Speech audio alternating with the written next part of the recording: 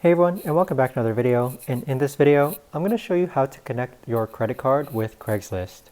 So this video is going to be particularly useful for individuals who are using Craigslist and want to go ahead and pay for certain things using their credit card. Either way, this video is going to be short, sweet, and simple, guys. There's not going to be a lot of steps involved.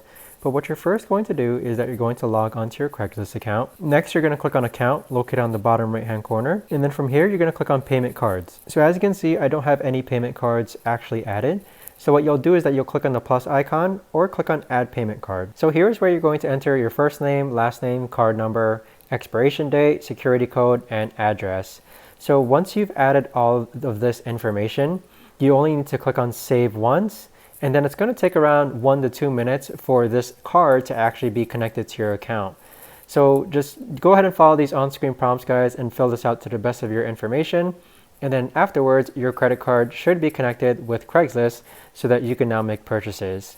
But that right there, guys, is the best and easiest way that I know of to actually go ahead and connect your credit cards with Craigslist. If you guys know of a better or easier way to actually do this, let me know in the comments down below. I would love to know. Thanks so much for watching, everyone, and I'll see you guys all in the next video.